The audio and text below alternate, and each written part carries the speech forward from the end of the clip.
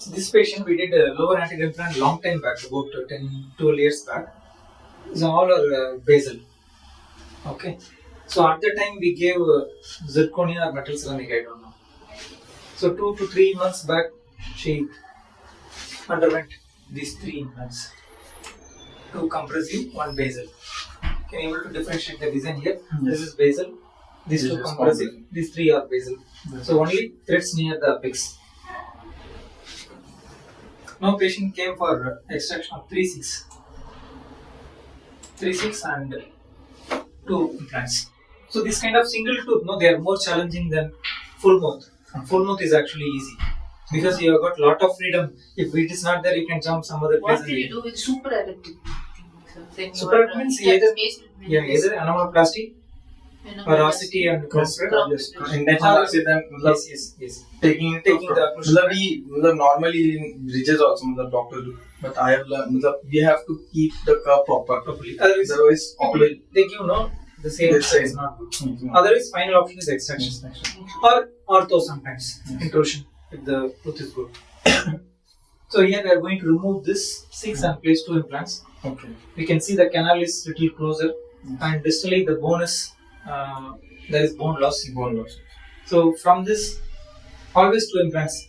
6 extractions, always 2 implants. You will replace 6 and 7 bones.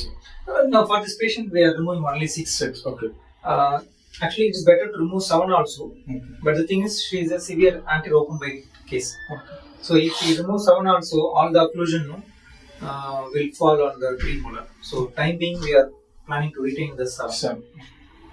So 6 mesial root, distal root is there.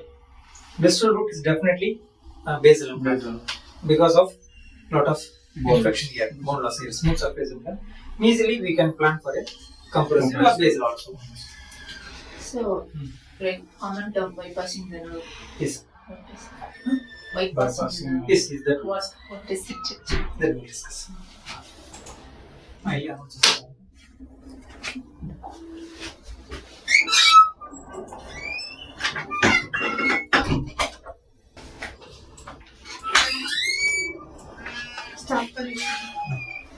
See, this is the analysis of old implant.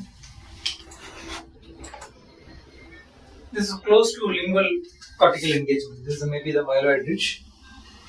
It is just perforating, it is not gone outside. This is the nerve. So this is the lingual side. Which myeloid? This is the lingual side, myeloid ridge. Analyze this shape first. This is the canal. Always the molar root is close to the buccal area. So buccally there will be very thin bone. Lingually you will have some good bone.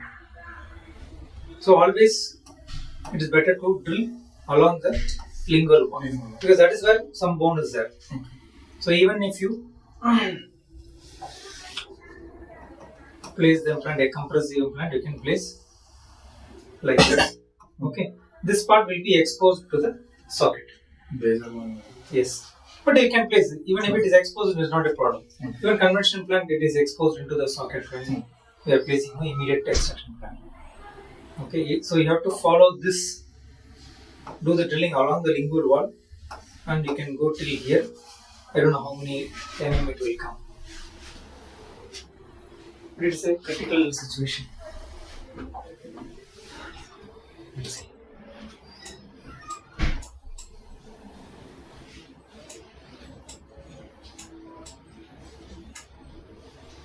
Around 12 mm implant we can place very thin diameter implant. Why thin diameter? Because here the space is very less. If you use a wide diameter, it may touch the nerve. Okay. So you have to keep the finger lingually, drill along your finger, and try to feel this resistance and do some perforation.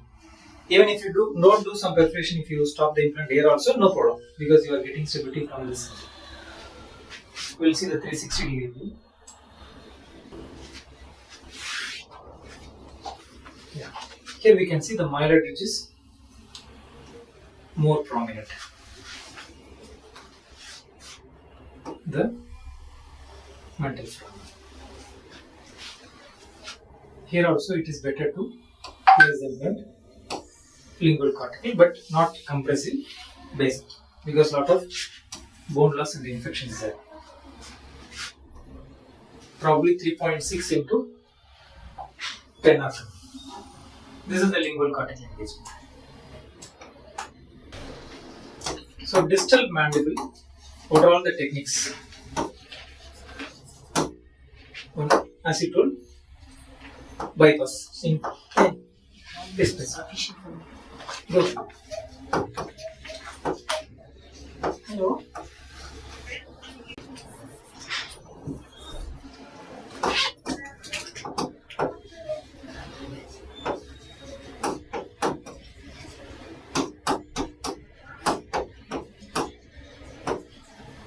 Which is that? Okay. So in the distal mandible, these are all the three techniques we can use. One is intramedullary. The previous patient we did left side now. We didn't do any lingual cortical, just placed like a convention, just intramedullary. If bone is good, quality is good, canal is also a little far away, you can place the intramedullary. Till 6 mm implant is available. 6 mm like which is very less.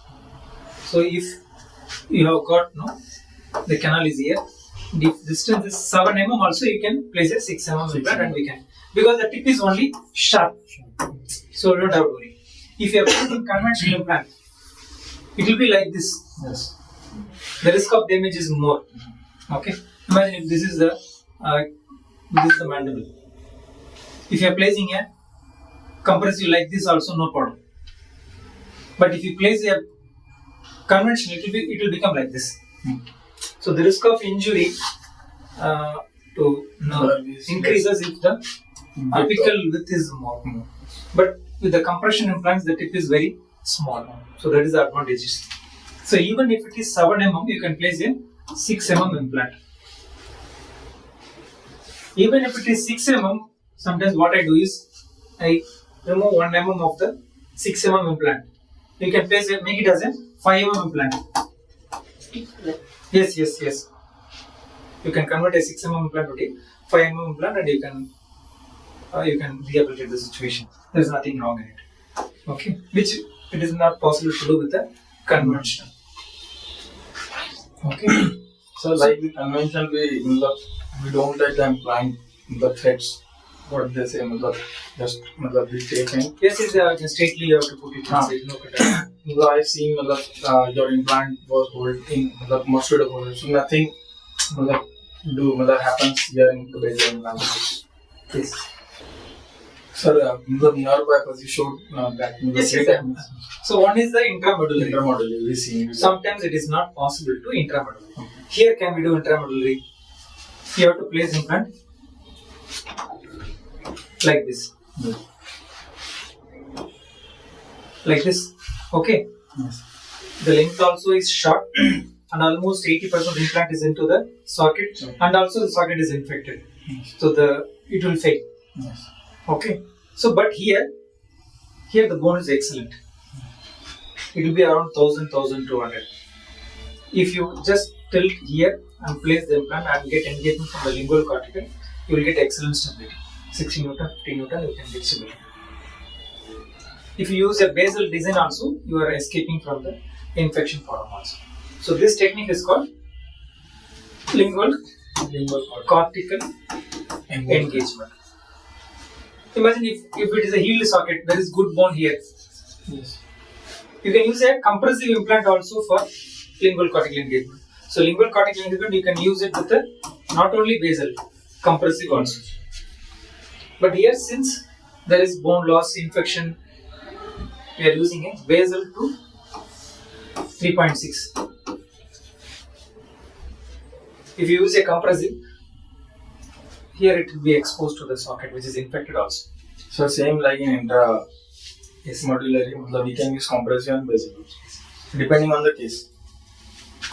See, if the patient, there is resorption till here. Okay. The patient is coming. Till the myelin ridge, there is, here the canal is here.